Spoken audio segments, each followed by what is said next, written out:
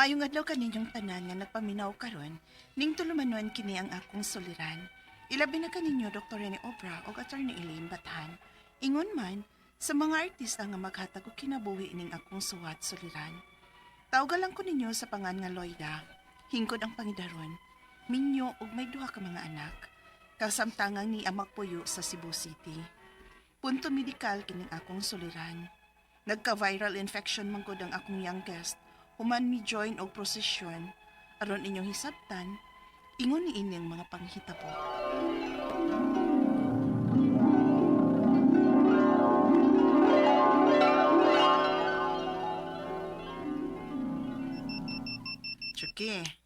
Chuki, pagmata na, oy. Nagtingog na ng alarm ni mo, oh. Chuki, pagmata na. Ano ganing nagpa-alarm ko, ma? 3 a.m. pa man. Amoray, gidangat ni mo. Nalimot ka, nga ikaw pa man gani nag-ingon, nga magpa-alarm lang ka, kay basin og dili ta makamatag sa'yo. Pero na, ako naman yun ay nakamatag sa'yo, ani, oy. Nakainit na gani ko og tubig. Sige na, bangon na. Kay mauhay tas prosesyon. Oo, di. Atin mo din tag-posisyon man, no? Nga, mauna diha ron. O sige na, ikaligo na. Kaya ako nagkutaw si mong katas. Aron mainita ng imong tiyan.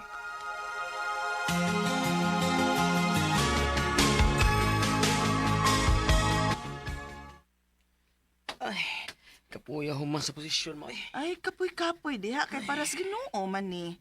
Para ni Senyor Santo ninyo. Labon bitog cellphone, halos tagpila ka oras kang magduwa o agad kay reklamo. Nice, mama, biya. Magmo lang kanin ta nga. Kapoy og sakit akong tiil og bagtak. Kay mo'y tinuod akong gibati. Kapin na lang sermon. Ay, reklamador magod kay ka kung simba na hisgutan. Hindi manggod. Ay, bitaw mo, eh. Matawag kong balik, mabi. Duka kay ko. Sa'yo kitang nimatagalin na agad. Ana, sige. Pangita yung paagi ha, nga makatog kag adlawan. Kay matag-adlaw gyud tang kapoy ani. Kay maglakaw ba gyud tang mo attend anig novena mass? Matag-adlaw, ha? Oo, nya unsa man reklamo na sab ka. Naabagoy novena nga dili matag-adlaw. Matag-adlaw na hangtod sa fiesta, senyor. Ha?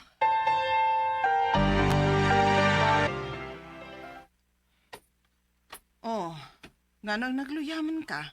Ikaduhang adlaw pa gani ron sa pagtambong na tong novena mass. Luya-luya na dayon ka diha. Lain akong lawas, ma. Unsa? Oy, alibay raman na ni mo, Choke. Aron di na ka makakuyog sa pagtambong og novena mass. Tinuod lagi, ma. Lain akong lawas. Kailan tanon ko. Nya, lagi nagbuti-buti diri sa akong kilid, ma. Unsa? Bibi ko na tanaw na to, bi. Oh. Uy, murag hangga man eh. Aha? Unsa man na, ma?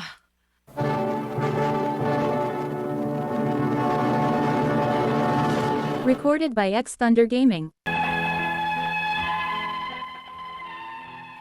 Hangga o gitawag og chicken fox ang gibati sa akong anak. Gipasadan ko lang unta o gipasidan-an siya nga dili lang panguriton o kauton ang iyang mga hangga. Kay nakasuway ko ani sa kitas probinsya pa ko. Wa raman ko adto dadag ospital o doktor. Nag-inom ra ko para hilanat. Unya, Aray. sama na Choke, ngano man ka? Mo pwede ako gibuhat dire. Yung lawasan, ma. Asulya, samok. Unsa? Naunsa ka? Sakit akong lawas, ma. Ilabi na nga akong likod. Murug, malupog ka gaya na akong lingkod o barog. Unsa? Uy, di na natungod sa hangga, Chukida. Naunsa man ka? Kaon ko ba? Uy, Diyos ko! Tanas, Dr. Chuki!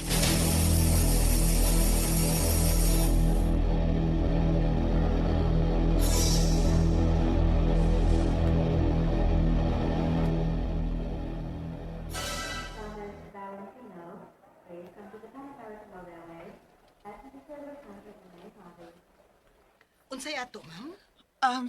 Murag gihangga ang akong anak, ma'am. Uy, hala, chicken pox. Dili lang na siya sa isolation room, ma'am. Ha? I-isolate ang akong anak. Pilay edad, ma'am? 18. Uy, 18 pa di ay ni siya. Taas og dako manggod. Pedya doktor di ay ang mo atiman aning imong anak, ma'am. Ha? Pidya pa dayang edad nga 18 anyos?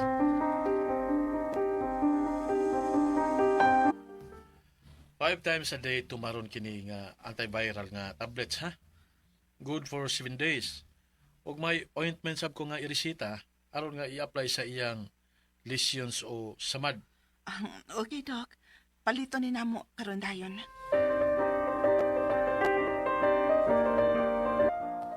Nagpila man kaning tambala, Chuki. Sa baning tambala, si... Pati apog aging doktora, Pitay sa... Ha ka man sayo pag resita ni mong doktora ni Chuki? Ha? Nga naman, ma. Diba nga, ingon man gusto siya nga 5 times a day ko nun mo tumaron. Kunya ang milligram, Di ka ka mabungog ani nga 800 milligrams man Ha?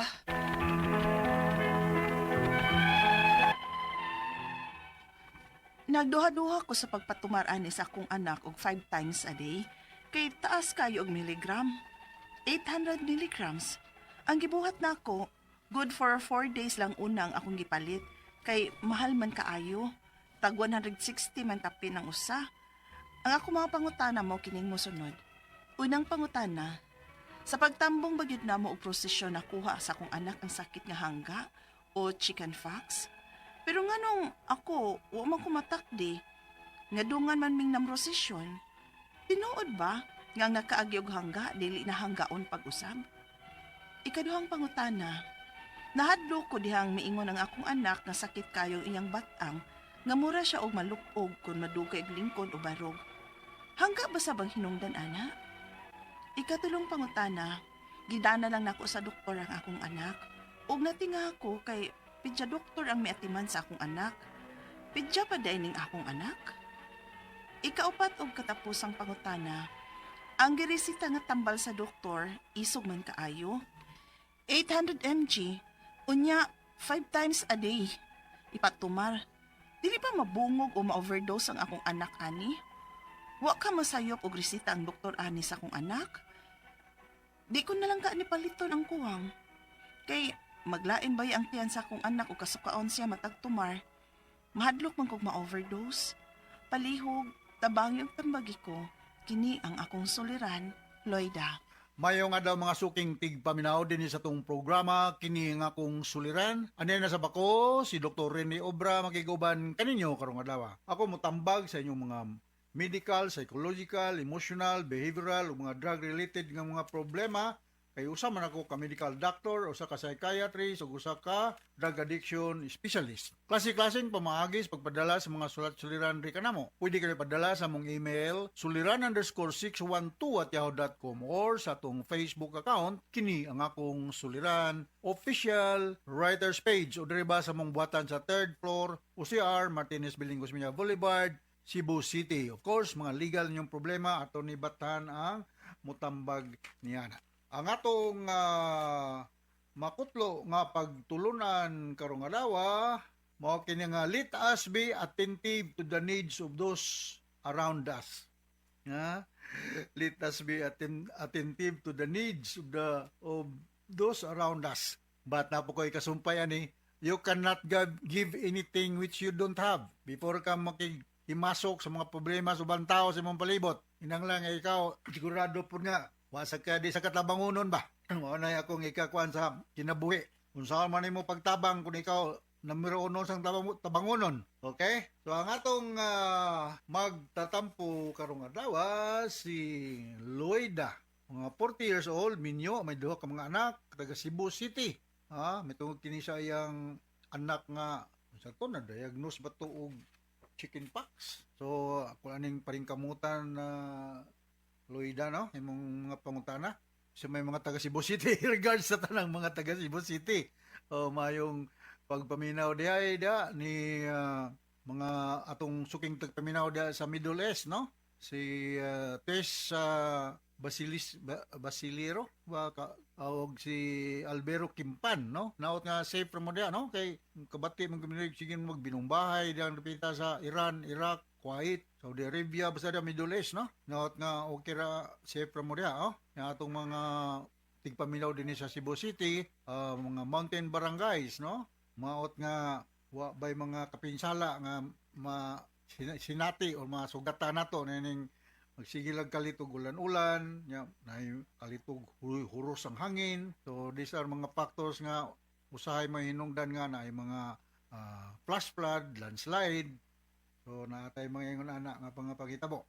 Okay? So going back to our sender si Loida, unang pangutana ni Loida.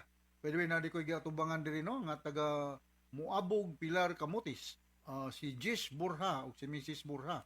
O kining pirmi ng minaw na to ni Winnie Baltonado nga pirming naa sa panimalay ba ni Presidente Gigi Ulis sa Banawa, no? Ayong pagpaminaw. So going back, unang pangutana, pagtambong bagyod namong og prosesyon nakuha sa akong anak ang sakit nga hangga o chickenpox. Pero nganong ako wala mang kumatakdi nga dungan man ming namosisyon.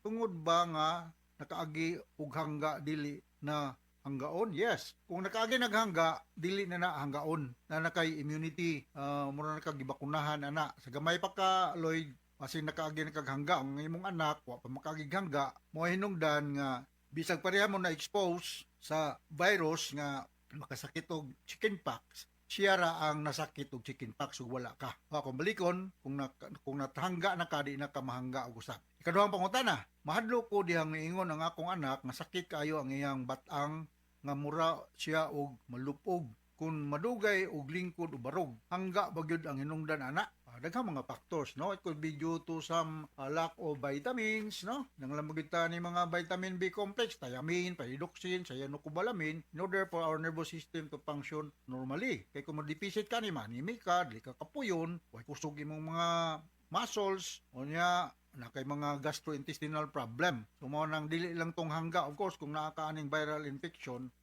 muluwer ang imong resistance. Kay ini infection, makaapektom na sa atong physiological functioning. Sunod nga pangutana, gidala na ako sa doktor ang akong anak. Ug natinga ako kay pedya doktor ang niatiman sa akong anak. Pedya pabadi ay ning akong anak. Akong ipangutana nga akong Mrs. no, Doktora Obra, akong ex-girlfriend. Ako Mrs. Iko pila may cut off sa pedya og adult. Ingin siya nga 18 years and 364 days. Kung malikon, 18 anyos ang panuigon og 364 kaadlaw. Pagka 65 kay 19 naman, so di na napidya adult na. So ayaw kay bolong ano nga ang imong anak bisag 18 nang edad, dito gida sa pediatrician. Kay under pa na sa domain kanang attention or under pa na sa inunta cut off sa pediatrician og adult nga mga pasyente. Akong balikon, 18 anyos og 364 kaadlaw, edad sa usa ka teenager, pidya pa na, pidya pa. Okay? Ikaw pa itong katapos ang pangutana. Ang giresita nga tambal sa doktor, isog man kayo. Acyclovir, 800 mg, sunya 5 times a day, pag yun di patumar. Dili ba mabungog o ma-overdose ang akong anak, ani? Wala ka masayop og resita ang doktor ani sa akong anak, dili ko na lang kaha paliton kuwang ang kuwang kay maglain baya ang tiyan sa akong anak og kasukaon siya matagtumar madlok man kung ma-overdose. Dili siya ma-overdose, Ma'am Loida. Kining acyclovir antiviral ni siya, 800 mg 3 times or 5 times a day, mo ni usual nga dosage ni ani.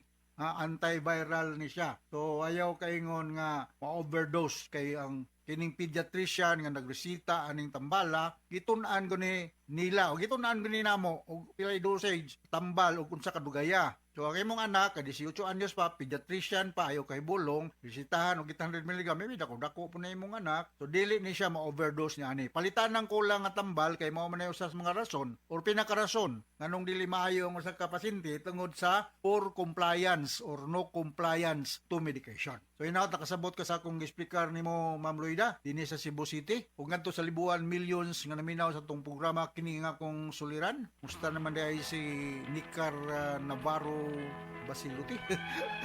Nalimot ko si mga apelyido ni Car. Ngadto sa libuan nga naminaw. So until the next time, hasta la vista. Bye-bye.